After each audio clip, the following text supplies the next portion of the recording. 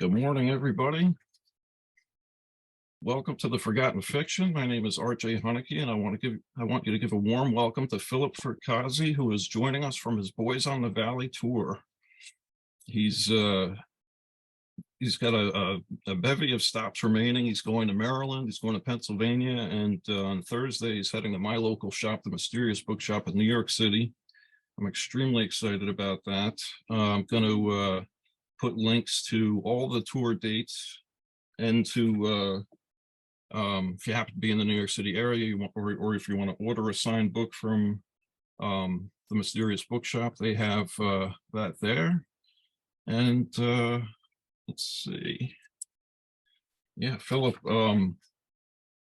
so I'm honored to be speaking with you. You're a Bram Stoker Award nominated author of the story collections Behold the Void, Beneath the Pale Sky, and you have the fantastic novels A Child Alone with Strangers, Gothic, which is what got me hooked, Don't Let Them Get You Down, as well as a slew of novellas like Shiloh and short fiction, and of course the newly released coming-of-age novel Boys in the Valley. So we're very much looking forward to talking to you and getting into that book here today. Thank you so much for being here, Phil.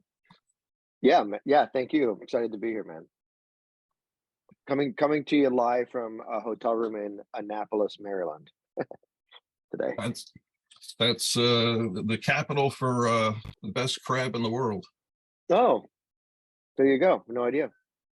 We'll have to get some crab over here. Maryland crab is incredible. I saw a graphic yesterday on social media, and it was the largest crab ever discovered. It was 11 feet. What? It was like spanned 11 feet, and they showed like a little man with to compare like a big one. And I don't know. I was like in heaven. I wish I could seen it. Yeah, that's almost alien. I was like, that's a Maryland crab right there. Wow. Maryland accent. I have no idea what that was. Man, that's wild. I want to hit on Boys in the Valley, of course, but first I wanted to talk a little bit about Gothic with you, just because I have you here and I love that book so much. Sure. And I definitely want to delve into your writing process a little bit, just kind of pick your brain, and just so everybody knows, I try to stay fairly spoiler free. If we get close to a spoiler, I may just wave my hand and give a little warning and shout out for readers. How would you describe the premise of Gothic if you just had to put that in a concise snippet? Well, the easiest way to describe Gothic is it's about a horror writer who is given a haunted desk, which slowly drives him mad.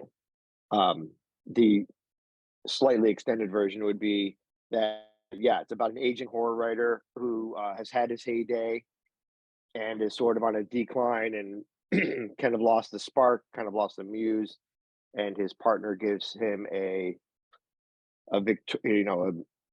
Victorian aged, very creepy looking, very large, very ornate desk for his birthday, in the hopes of rekindling his creativity. And it turns out the desk has an extensive history, and that it is easy way to put it is haunted, although it's a little more complicated than that. But basically, it starts taking him over and using him, and he kind of slowly becomes more and more possessed by the desk, and he has to make some hard decisions as to whether he wants to stay sane and keep his family, or whether he wants to be wildly successful and come what may, as far as the consequences of that.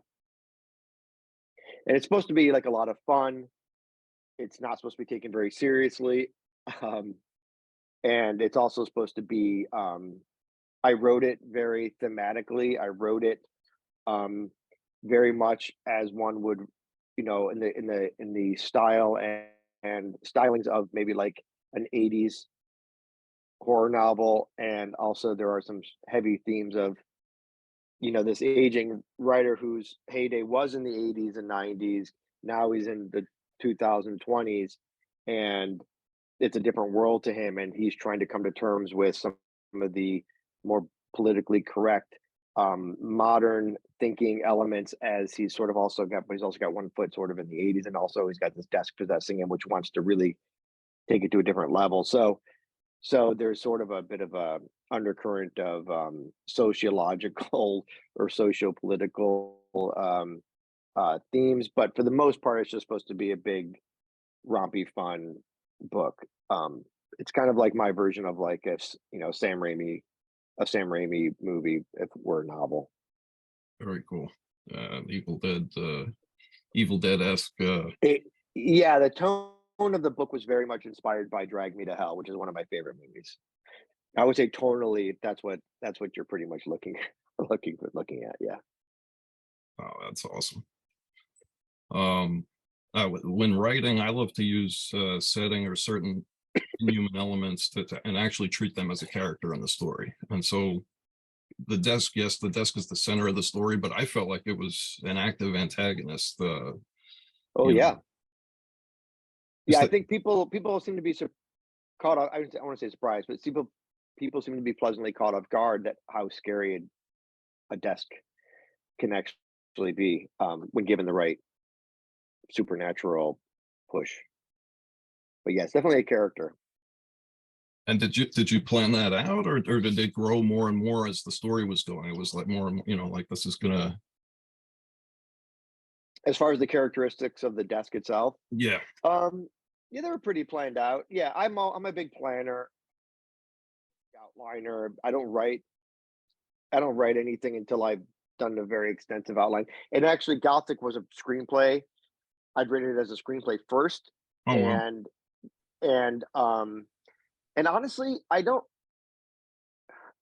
It, I didn't really think it didn't sing to me as much as a screenplay as it does as a novel, and I don't know why, because it is very cinematic and it is very visual. It's not like Boys in the Valley, which was also a screenplay, but when I wrote the novel, I got to really go into depth with the characters and we'll talk more about that. But whereas Gothic, it's pretty it doesn't get too deep, but for some reason it really caught fire in my mind when I was writing it as a novel, and I changed a lot of the the story beats from the screenplay to the book. But yeah, no, I always pretty much knew what the desk was capable of. I think there was some. I think there was some. I think it had a little bit more range. We'll put it that way than I maybe had initially expected it to have, as far as its powers or capabilities, or maybe even what it represents or what it is. But it's a complicated thing to discuss because we have it in the book. Um, but yeah, it's I was always most of the machinations of what it does physically, how it manifests itself. It was definitely always part of the plan. Yeah. It's it definitely has the 80s, horror vibe. But it's to me it's brought to another level by a couple of things that I loved about it. One, the backstory surrounding the desk. So too often, well, sometimes not having a backstory to an antagonist is a good thing, but in this case, having a backstory I thought was just uh phenomenal. And then the ending of the book was epic. So those two things really, I just fell in love with this book. One of the, Thank you.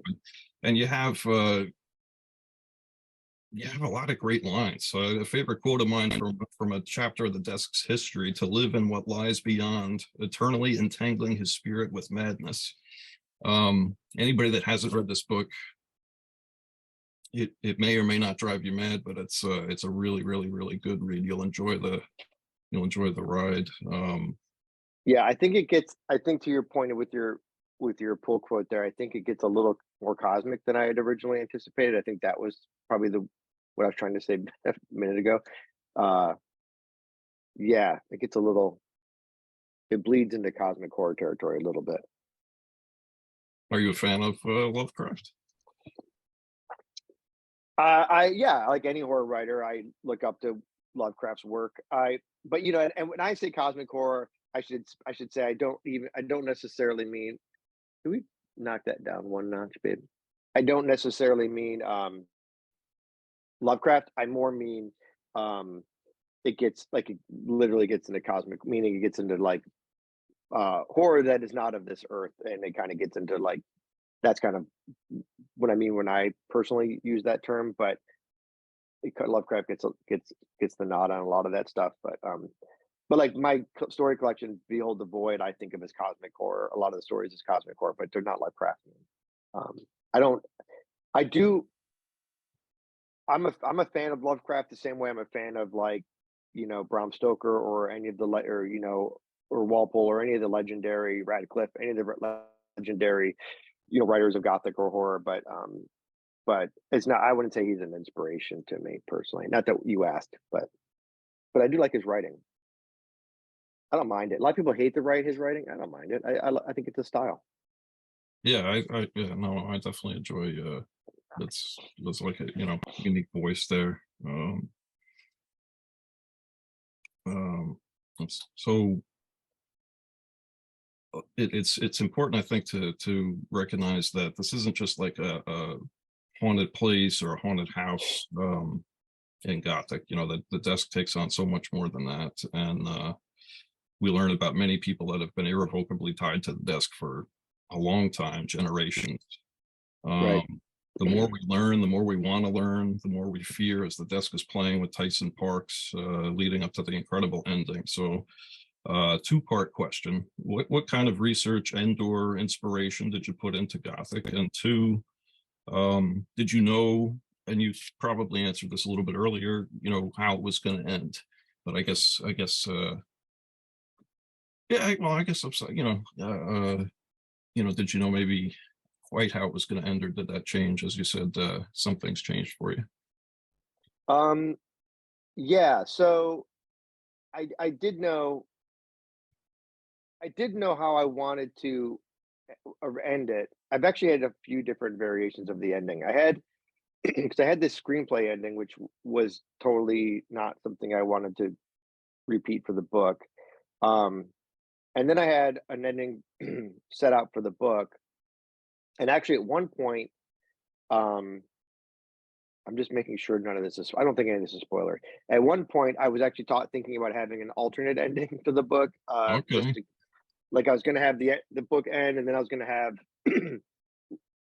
literally have like a second ending, uh, at kind of like a post credits scene, Oh, cool. Yeah. where I was going to have a second ending. Um, but then I decided to go even more kind of off the rails, with the way with that whole final sequence of events. So, um, yeah, so that was something that was kind of inspired, um, by the idea of doing the alternate ending.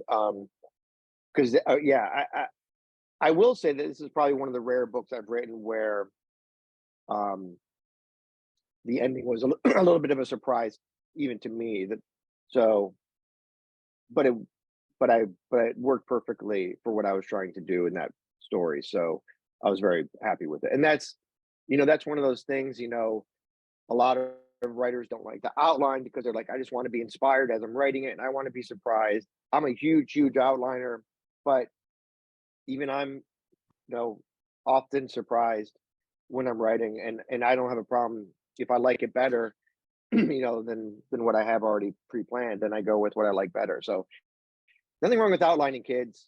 Doesn't so I don't know, but that's I'm a lot of people are really anti like planning a book, which always strikes me as very strange. Well, no, it's funny you say that.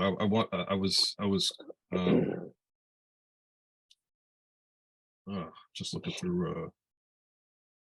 Oh yeah, okay, yeah. So I'm looking through my notes here. So I mean, that was one of the things I wanted to ask you. And I always thought there were more people that wrote with outlines than without, but um, I'm one of those deranged agents of chaos. I'm definitely a masochist because it is painful to not have an outline, and often with my memory, I'm going back and I'll have an outline after it's all done. Um, but Yeah, I don't. I mean, it's there are writers who most of the writers I speak with, who are friends of mine or whatever. Yeah, they don't outline, and and you know, it's no judgment, obviously. I just it just seems to me non-efficient because inefficient because I don't want to think about, gee, I wonder what's going to happen next when I sit down to it's look, it's already hard enough to sit down at the computer and write. You're already you're already digging for inspiration, you're already digging for motivation. It's already scary enough to know, gee, like I hope what I'm writing is good. I hope the prose is good. I hope these sentences are flowing well. To have to think on top of that, like, gee, I wonder what's going to happen next, seems to me incredibly daunting. I much prefer to know exactly what's going to happen next, and then just kind of focus on the writing itself.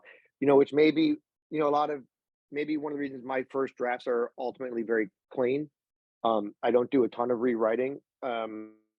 I think that might be because I have the because I had the story so exhaustively outlined, um, including like notes within each chapter before I begin writing, that um, when I'm writing, I'm focusing on the very much on the prose, um, and the dialogue and things of that nature. Whereas I'm not really worrying about the next plot point. So I think maybe that's why my first drafts are maybe cleaner. I don't know, but the other side of it is that I have a lot of fun seeding um, future events in earlier chapters. I like kind of teasing things. I like Mm. uh, uh, engaging the reader with like little hints of what's to come. So, but you can only do that if you know what's to come, right? So, I'm a for me, it's just a mental thing. And different writers have different styles. Some writers write longhand. I can't write longhand. Some writers use outlines. Some writers don't use outlines. Whatever works for that individual, person. But for me, I like to have it nice and structured. And now when I write short stories or even novellas, I don't outline. But when I write a novel, I do extensively. And that might be my screenplay, training. Sure. Um, because I, written a lot of screenplays, and I think maybe screenplays need to be very structured.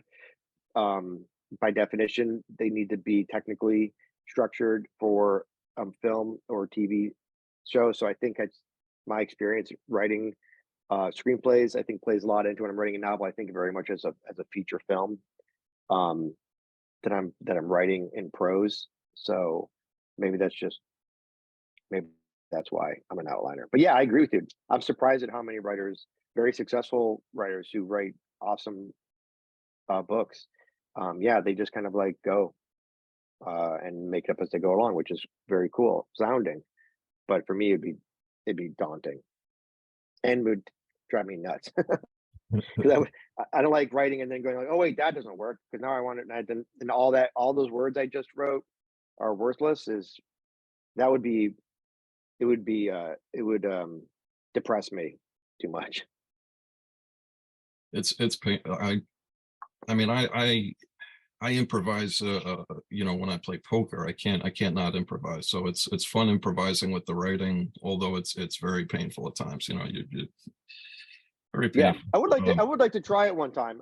And I could try to write a story longhand recently, and I hated it. But I was like, I want to try it and see how it goes. And it was a total train wreck. But yeah, I would like to try at some point, maybe writing a book that way. Just writing and making it up as I go along, and hoping it ends, well or whatever. Hope it works out. But yeah, and then generally speaking, my outlining process is, I'm usually doing it for 2, 3, maybe even 4 weeks of just outlining because I like to lay everything out and then I like to really think about it. And I'll go back and I'll add little things or I'll move things around or um, so like that's really when I'm writing the story in a way is that outlining phase. And then when I'm actually writing, um, I'm just like I said before, I'm just focused on the writing. Very cool. That's great insight there. No, thank you for sharing.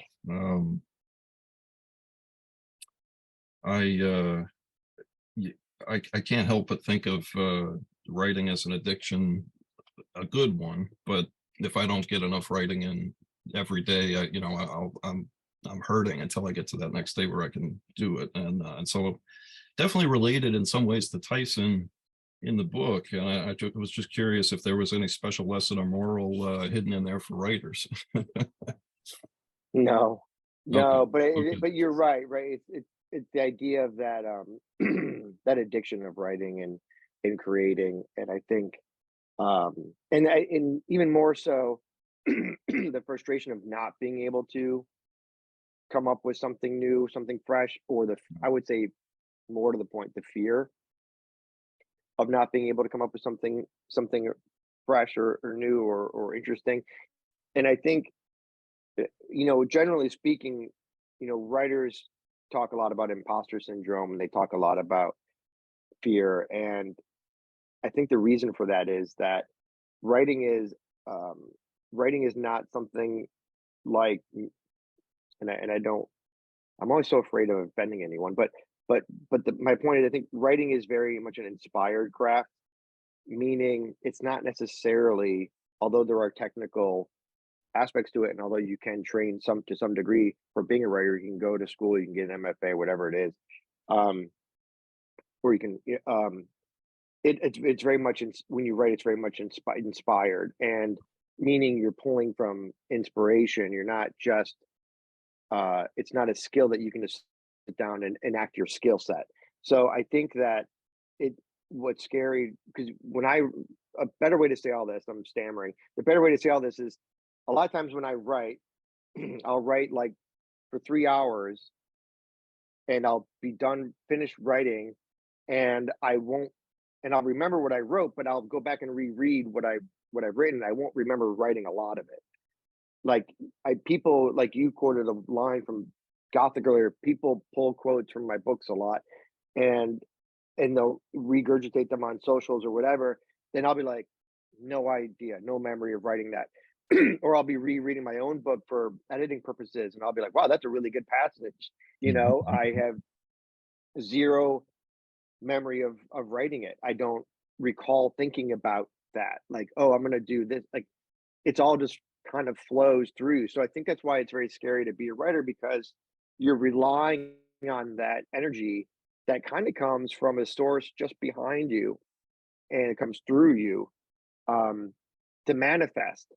And if it doesn't manifest, it's terrifying. You're kind of like, you're kind of out there without a, you're hanging on the edge without a guardrail or whatever. And I think that's why writing is kind of scary, and I think that's why writers get imposter syndrome a lot because, at least for me, I don't really remember writing a lot of what I write, and so I can't really be like super confident about it, or I can't really feel super confident about repeating it because I don't know how I did it in the first place.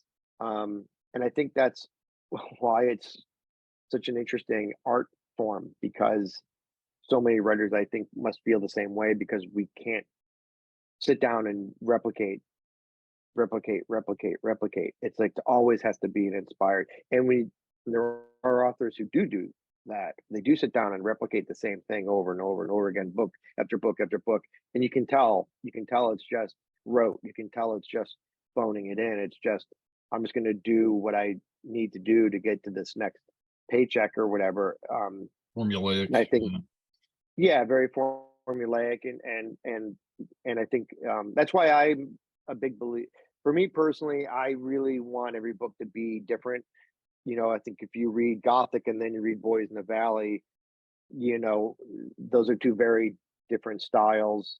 They're told the stories are told two very different ways. It's a very different tone. So my next novel is a science fiction novel. So I'm always so I'm kind of switching to a different genre momentarily. But so I'm a big believer in inspiring myself and writing something unique every time. Um, and that may be a detriment to my career, but I think it's fun for readers. I hope that you'll never really know what exactly you're going to get from one of my books. And for me, it's as far as my craft, it's something that inspires me to write. I always want to write something I haven't written before, that's interesting to me and new to me, and inspires me to kind of like dive deep into that story. Wow. I mean, I can certainly tell you from this reader, it's a breath of fresh air to read Gothic, Boys in the Valley, and Shiloh. I mean, these are the last three things that I've read of yours, you know, and you have a Civil War historical fiction piece that's fantastic about the Battle of Shiloh, and then Gothic and Boys in the Valley, and you did give me a moral from Gothic there, because that's something to remember, is really to kind of you can't force the inspiration, you know, you have to you got to kind of let that flow through you and go with that when you can, and there are times that you can't, and it's terrifying and painful, and you know, at those times I might turn to like just writing some nonfiction that just moves my pen, you know, for the day, or mostly I'm typing really, but um and Well, and yeah, and that's why I always tell writers to just sit. And Joe Lansdale's a big right. This is his line: "Sit your ass in the chair." But mm, that's why I always tell writers just to write, because I think a lot of times they are waiting. They want the inspiration to strike, and then they want to write. And I'm like, you just gotta. I think if you just sit down and start typing, to your point, and just start writing, I think as you're kind of opening that pathway, right? You're opening that mm, door a little bit, and I think the more you kind of write, you get through that first paragraph, get through that second paragraph, get through that first page, um, and then I think you'll start getting into that sort of hypnotic state where now you're not thinking about it so much, you're just doing it, and that kind of like that muse is flowing a little bit more through you. But I think you have to kind of you got to like get it going a little bit. You got to grease the wheels sometimes, and then you can go back and rewrite those first couple paragraphs if you want to. But that's why I think. But I think you have to write and not be afraid of what you're writing, but just go and go, and then I think you'll most of the time, at least for me, things you'll kind of hit that groove, and you'll slip into that sort of hypnotic subconscious, let's just say possessed state yeah, for fun. yeah. And you just go. That's 100%. And I've never spoken to somebody that I don't want to say suffer from, but I thought I had some kind of issue in terms of, you know, write this big passage, remember almost nothing from it, not remember specific lines. Same thing with novels, short stories, you know, poetry. But I had never thought of it. I love the way you put that, and I feel encouraged. You know, if you really Yeah, when you dude. really get I don't into it, you are remember. possessed. You know, I mean, you're not really nothing else. Yeah, You know, time doesn't register. Nothing. You know. yeah. I mean, I remember plot points, but yeah, no. As far as like passages, descriptions, all that kind of stuff, a lot of times, yeah, no. Honestly, like I would say, most of the time, I have no memory of it. Somebody posted on Twitter the other day some passage, like some long. It was like a paragraph, and they were like, "Oh my god, like this is like the best thing or whatever." And it was a like very vivid, like very visceral paragraph kind of. And I was like, "I'm glad, I'm glad it worked out for you." I have no recollection of writing it, and I think it was from Gothic actually, but yeah, so it's cool. I mean, it's fun. I don't mind it. I mean, it's but the only point of that is I think I think that's why sometimes it's scary to just sit down and start writing something new, because you're kind of, like I said, you don't necessarily. It's not you're not making donuts. It's you have to. It's an inspired art form. So, and even like with music, you can write a tune and then you can tinker with that tune, and you can tinker with that tune, and you go, "Oh, that's interesting. I can build onto this." And I feel like, or painting or anything else. I just feel like writing is such a unique thing, because when you're typing, you're creating you're instantly creating what's going to be theoretically seen. Or I mean, obviously you can rewrite and all that kind of stuff, but the creation is instantaneous. And I don't know. I could be whatever. That's just my take on it. But yeah. I love that. Love that. So, uh, last question about Gothic specifically, and I have to ask this. Do you have a richly carved desk somewhere? Do you have a, No, but I do have a desk that I've had um for a very long time, and I think that was partially the inspiration. I have a very large pine like desk that that it's not ornate and it's not really that interesting, but it is huge to the because every time we move, and we've moved a lot, the movers hate moving that desk. Um, but so and I do like everything I've ever written has been written at that, you know, for the most part. Obviously, I travel and I write and stuff like that. But when I'm writing at home or whatever, everything, all the novels I've written, all the stories I've written, have been written at that desk ever since I was, you know, we're talking since the '90s. So I think that there was when I first thought of doing this story, I do think that my desk played a little bit of a hand in the idea of the desk being an object of terror, you know, you know, so that's yeah, awesome. yeah, That's awesome. Can you tell us a little bit about the premise for Boys in the Valley? yeah. So Boys in the Valley is about it's about an orphanage in rural, I hate saying that word, rural Pennsylvania, in turn of the century. So I think the majority of the book takes place in 1905, and 30 orphans live at this orphanage. It's run by these five priests. It's basically a converted Catholic church that was going under, and so they made it into an orphanage. It's kind of in the middle of nowhere. It's um, you know, it's very self-contained. They grow their own food. They have their own animals. The boys work the fields to generate enough food to eat. So it's a very harsh environment. The winters are hard. Um, the discipline in the orphanage is strict, and the boys are always kind of on the cusp of, you know, survival. They're always borderline starving. They work very hard. They're a lot of them are weaker. They're obviously have had rough, difficult pasts that put them into this position in the first place. Um, and then one night there's a pounding at the orphanage door, and it is the sheriff from the nearest town, which is a 3-hour horse ride away. And he has this prisoner who has a sack pulled over his head and is badly injured and is acting very strangely. And they want one of the priests to try and save his life so they can get him back to this town for judgment, because he's been doing some nefarious things in the woods nearby. And they bring him into the orphanage. He's covered in strange occult symbology carved into his flesh.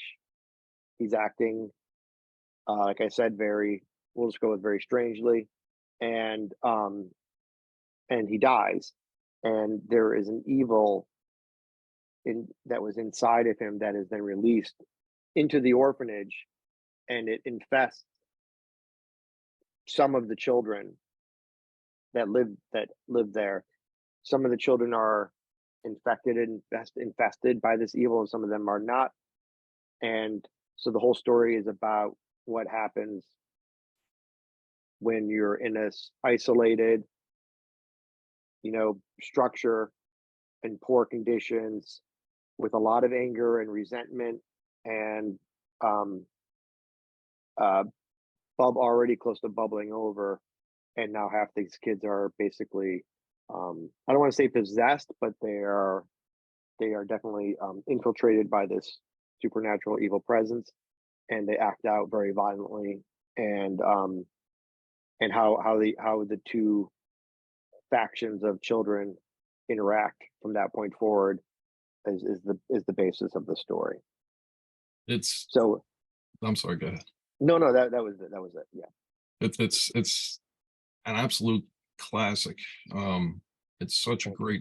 great coming of age story. It's great for horror. It's great for suspense. It's got a great historical setting. Now, I heard from a little birdie that may or may not be named Jeff Terry of the Jeff Word that that you were partially inspired by, loosely based maybe loosely based some of this on a true story that you uncovered.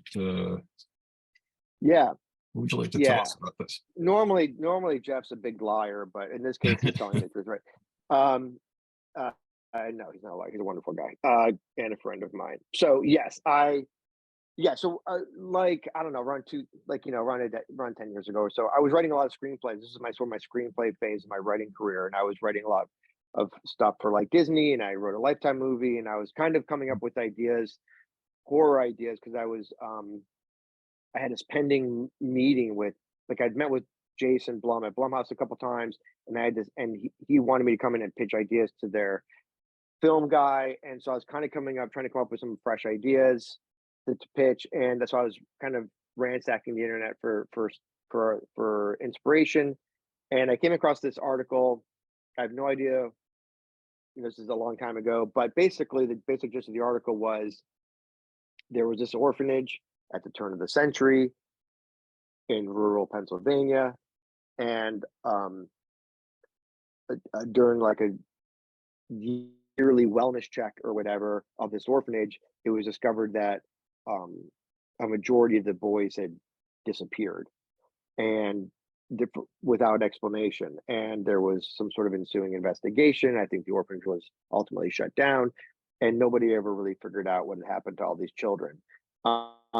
So that was the nuts and bolts of the article that I read, and I was just kind of like, I was like, oh, that's really an interesting setting, and I would love to know what happened to those kids. And I thought that was a really sad and tragic and very scary situation. So that was the acorn that became the oak, as it were, which is I just kind of spun off from there, keeping the setting and the orphanage, and basically making up everything else. You have a character named Brother Johnson. Um, if you will, a real bastard. I came to despise him. I came to eventually, I mean, I hated this guy. Um, and you even have some empathy for him, which kind of almost makes it worse. What inspired this character? And I will say on TFF, all names are entirely fictional. Any likeness is purely coincidental. Um, but Right. Yeah, no, I don't think he was, I don't my characters are rarely one to one, with real life personalities. They're always an amalgamation of like a million people that I've met or seen on TV or seen in movies or read about in books. And so yeah, so they're all like, they're all little pieces pushed together into one thing. Um and Johnson is sort of the same way. He just but I but what I wanted for his character was, I wanted to present him in a way that was, I don't think this is spoilery, but it's just about the character, but and not anything he does. So, but I wanted the character to be, um, I wanted readers to think that I was introducing a character that would fit a certain trope, so that as a reader you were thinking, "Oh, I know." It's same with Father Poole, same with a lot of the characters, where I kind of initially wanted readers thinking, "Oh, I know what this guy's going to do, or I know what this person's going to do because I've seen mhm. this before." And then I really wanted to kind of mess around with reader expectations. Um, so, he was kind of this character that I saw as being a very traditional villain, and I set him up that way, like in the very first scene. I'm obviously introducing him as, um, one of the antagonists that they have to deal with at this orphanage. But then he has this storyline that's really was really fun to write, and he makes decisions that are really shocking, both bad and good. So he was a very complex character, and I wanted to make sure that his motivations detailed to some extent so that as a reader, it wouldn't be completely out of left field. You understood why he made each of the decisions that he made in that story because I gave you just enough of his background and just enough of his past and just enough of his personality traits and his inner dialogue and things like that, that you actually understood why he was doing what he was doing. Um, Even though ultimately those decisions were, surprising to a degree. So I think that was the kind of character I wanted him to be. Same with or I should say similarly with like Father Poole and David, who are and even to a lesser degree Peter, who's your main protagonist. I really like the idea of these guys being very complex and very indecisive as to what decisions they make. I wanted the reader to always be wondering what certain characters would do in certain situations and not have it be like, oh well, the hero's always going to do the one this thing and the villain's always going to do this thing. I really like the idea of readers being surprised and even less than surprised, like I said, more like not 100% knowing what these characters were going to do. And that was for me a lot of the suspense of the story was because you didn't know when I would write a chapter that kind of ends in a bit of a cliffhanger as to what's going to happen next. I think part of the fun is reading the next chapter from a different perspective and knowing that this other character is out there debating what they're going to do or not do. And I think that adds a layer of suspense for the reader because while you're reading this next scene, you don't know what's going to happen, and it just adds to that element um, of suspense and wanting to get to the next page to find out what these characters are going to do. So I always try to create characters in my books and stories that are very human, that are very gray. They're not they're not clear cut. Like you said, even the worst of them. I think there will be. I would hope that there will be some level of empathy from the reader for them, and if not empathy, at least understanding.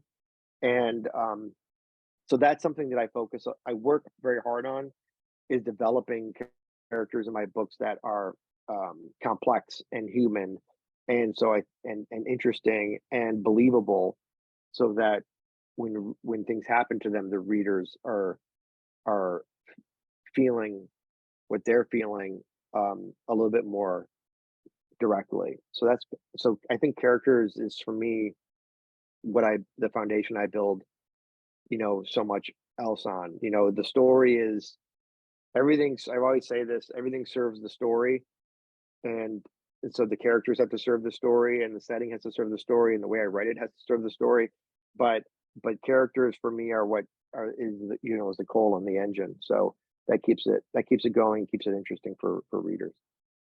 They're I mean, it's brilliant. And the characters are they're extremely real. They're extremely complex. Well, some of them are less complex than others, but they have a Yeah. complex backstory. So you really don't know quite what they're going to do, and the suspense.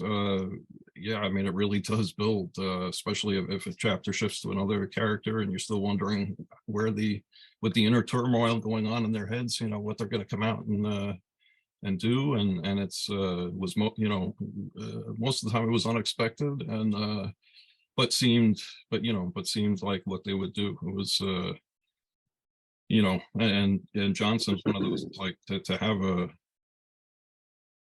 he's a lot more than just your traditional antagonist. I loved his character arc, and it just all the way to the end. It's just an very interesting ride with that one character that you get from the very beginning of the book. Yeah, yeah, yeah. A lot of people bring up his character when talking about the book, which is a lot of fun. You have to love a great villain, right? And Right. there's certain ones that stick out of all the stories you read. There's some that are very memorable, and Brother Johnson is definitely one of those. um And in another of my favorite stories, a graphic novel, actually, The Crow by James O'Barr. Um, O'Barr uses memories from his own tragic loss to create a very moving work of art. And I don't know if you're familiar with The Crow or not, but I saw The Crow. yeah, I've seen the movie. I haven't, the but movie's pretty close to the yeah. books. It adds on a bit, but I love the movie. And um, I was curious. Boys in the Valley deals with deep trauma, especially with the protagonist Peter. And the prologue is one of the most impactful. Um, I don't, just pieces of writing, and that's involving Peter. And with many of the child characters, especially, they're fleshed out by their own painful experiences. The two brothers that are not brothers, just tug at my heartstrings. The dialogue, the interactions, good and bad, they're so very real on the page. Did you tap into any childhood memories? And you don't have to get, I don't want you to get like personal or whatnot, but is there any, um, you wrote the characters in the story with so much soul, and especially from a kid's perspective. And I always find that's, you know, um, difficult to do, and even difficult to find. And when you find great books where the you know the the kids just seem like, they seem like kids, this is what they would be doing. It hits home on a lot of different ways. Sorry, I'm rambling a bit. No, no, I understand what you're asking. Yeah, I mean, no, not. I mean, not really, or at least not consciously. I don't think when I'm writing about, I have a, I have a, there's many examples of in my stories about that I write about, where children are the main characters. Child Alone with Strangers. Henry is 9 years old, and he's the driving force of that book. In this book, obviously, there's 30 kids, and they're all different. They all have different psychological makeup. They all have slightly different backgrounds. They all have different motivations, and that was not easy, but but it was something that I just, honestly, it's just there's like a character generation machine in my head that allows me to kind of, say, okay, well, this kid's slightly traumatized, but he's also a bit of a coward, and this kid has a good heart, but and he's got a difficult past that makes it complicated for him to make the right decisions. And this, so in addition to, like, he's got an accent, or he's English, and these kids are from different areas, or this kid has a stutter, this kid has a limp, or whatever it is, to kind of make the reader being able to follow who's who, to some degree. But as far as, like, my personal life, my personal upbringing, um, I don't, I really never think about, whenever I'm writing characters, I never really think about, consciously. I'm never really thinking about myself. The only time, or like things that have happened to me, um, it's more just, it all kind of just happens. There's, like I said, there's like a character generation machine in here that I don't really control, and I just kind of tell it what I want. It sort of spits somebody out, but I'm never really thinking that much about it. The only instance where I think I remember very vividly, I wrote about um a childhood experience was in well, there's actually two stories where I pull from my own personal experiences, but I did it very purposely, or very, very, consciously. And one is my story Alter. There's a scene in that story where a kid is slapped in the face, kind of out of the blue. It's very random violence, and that's something that happened to me that sort of traumatized me a little bit. And if you read that story, you'll kind of get the context of it. And then there's a story I wrote in Beneath a Pale Sky called ID, um, that is also kind of a personal story, in the sense that it's based somewhat on my own personal life experiences. And it's about a kid who's in a in a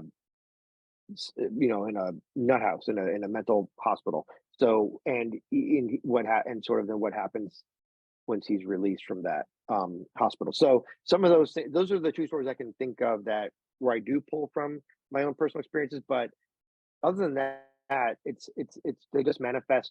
Like I said, it's just, I'm an old guy. I've been through a lot.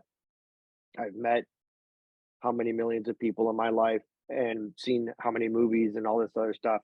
So all those fragments, are floating around, and then I just kind of like pull from and mush together. So yeah, none of the kids and boys in the valley, they're all constructs of my imagination. There's no one to one with my real life in any of that, in any of those characters. Um, would you like to share any of your favorite works of literature, coming of age books, or three, any of your favorite influences on on your writing or on Boys in the Valley? Um, well, a lot of a lot of people mention a lot of people mention I should say a lot of people. A lot of the marketing materials mention Lord of the Flies, and I've never read Lord of the Flies. I've never seen the movie, but I obviously knew the story, so I think that I get that element. But I wasn't like, but ensuingly, people tend to ask like, "Were you inspired by Lord of the Flies?" And the answer is no, not at all. It just happens to be a similar story where there's an isolated um, stage of children doing horrible things, but. Um, but as far as general inspirations are concerned, I'm very inspired by great writing. Um, and so and I'm very I should quantify that. I'm very inspired by original voices, uh, strong original voices. I always, in every interview I think I've ever done, I always bring up Laird Barron, because he was such an huge inspiration for me. When I read um, a beautiful The Beautiful Thing That Awaits Us All, which is his third story collection, um, that really inspired me to try to write horror because for the first time in my life, I saw what you could do with language as it pertained to creating a sense of dread and creating a sense of terror. And I thought that was so, like, I was just so blown away by that. And his stories were so um, intense that I was like really inspired to try my hand at horror, and this was like around 2014.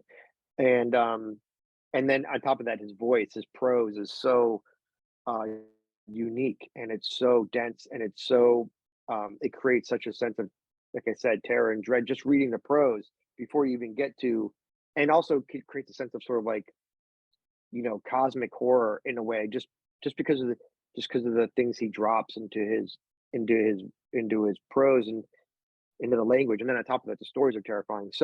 Um, so Laird is a huge inspiration. I think in my early writing days, I read a lot of Ralph Robert Moore, and I still read Ralph Robert Moore, Rob, but I remember reading him for the first time. I read a book he wrote called Ghosters, and he also wrote a book. He wrote a story that was in Black Static magazine that had a huge impact on me. And I'm sorry, I can't remember the name of the story. Something about the dirt, and I think it's about like a baby goat.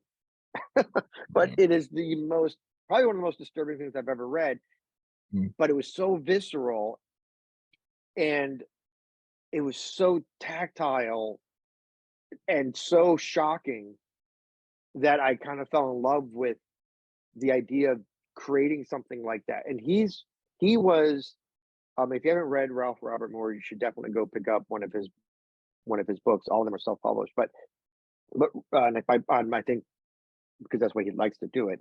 But Rob is so good at creating that very physical, visceral sensation when you're writing or when you're reading. Sorry, and I think that was really inspiring. There's one story I can remember in particular, giving full credit where it's due, is I wrote a story called The Baby Farmer, and um, I don't give spoilers. It's story in I think it's in I think it's in Behold the Boy, and um, where a character like there's a moment where a character is basically turning another character's head to speak directly into their face.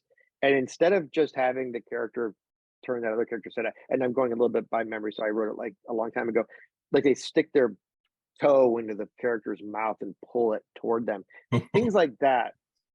Things like that, right? It's just like a little thing, but it like it amplifies your sensation of what's happening. You're Mm, like, because that's such a like, right? It's such a like a physical moment, and that was something that I learned from reading Rob's work. I would say more recently, um, uh, Katrina Ward wrote a book called Last House on Needless Street, and that really inspired, gave me a sense of like what you could do with plot and narrative. Um, I thought, that was such a genius book, and it's something I want to wordplay with. I have an idea for a book where I would really want to go. Uh, I would really want to do something very different with the way I tell the story, and that's wholly inspired by what she did with Needle Street. Um, and I could. Paul Tremblay is a writer I bring up a lot because Paul is so brave in the way he writes his stories. He is he uses all these different devices where he plays with the text, where the structure of the written word and the way he presents the story. And um it's so much of it is, I don't want to say experimental because I don't, I think that would be almost belittling a little bit, but it's all, but he is very free with the form of the story. And he inspired me, for example, when I wrote ID, the way I told that story and the way I structured that story was very much inspired by Paul's work. very cool. Josh Mallerman is an inspiration because of the way he tells a story. I loved how he tells stories in very, it's his stuff reads so fast and clicky, and it's like we're and almost James Frey-esque in some ways, where it's just like we're not, kind of shorter, quick sentences and things like that. Little things like that I work into certain, not all my stories, because all my stories are different, but I love playing with different styles. And I love learning about what different styles, what effect those styles have on a reader. And so that's why I like to read a lot, because I like to kind of experience all these different things. I read a lot of suspense and thrillers because I really like the pacing, and I like to sort of see how those writers achieve that pacing and keep the suspense amplified throughout. So I read a lot of thrills. I read a lot of science fiction. I read a lot of fantasy. I read a lot of poetry. So I'm very inspired by language, um, and so all that stuff kind of crams together, and to achieve, it all goes into the workshop, and gets spit out in something original. But all those are sources of inspiration for me. Wild, wild. Want to let you go in a minute. I know you got to run.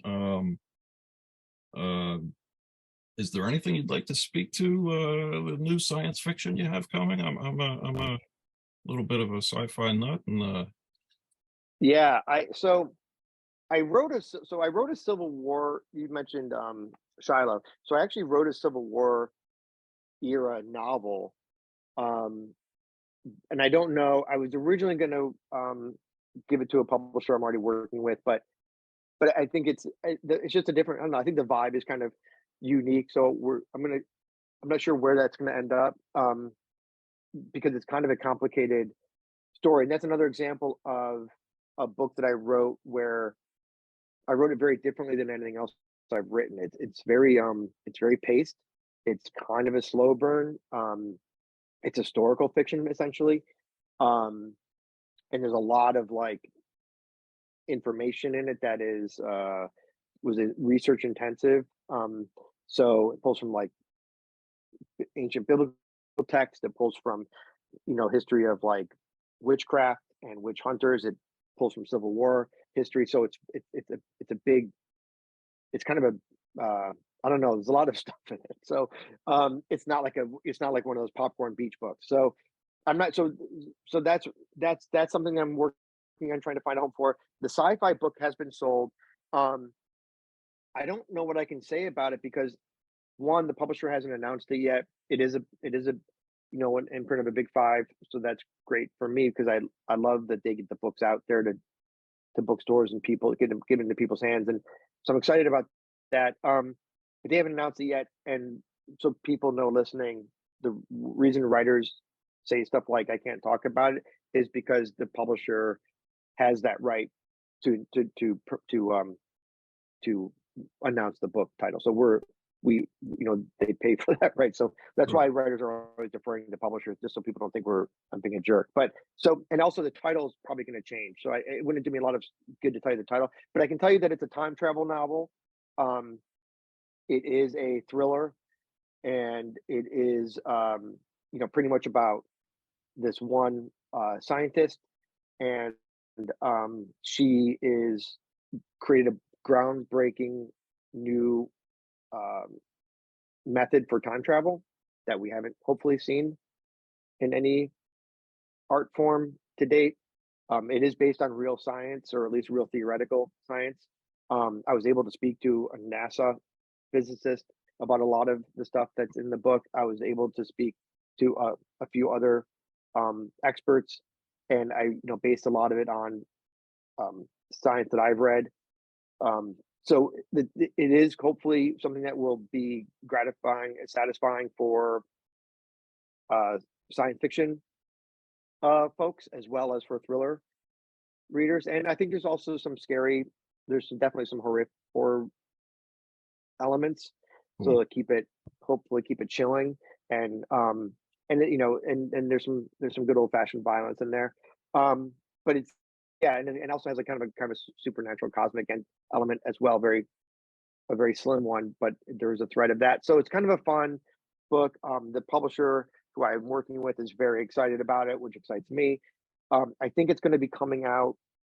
It's either going to be late 2024 or very, very early 2025.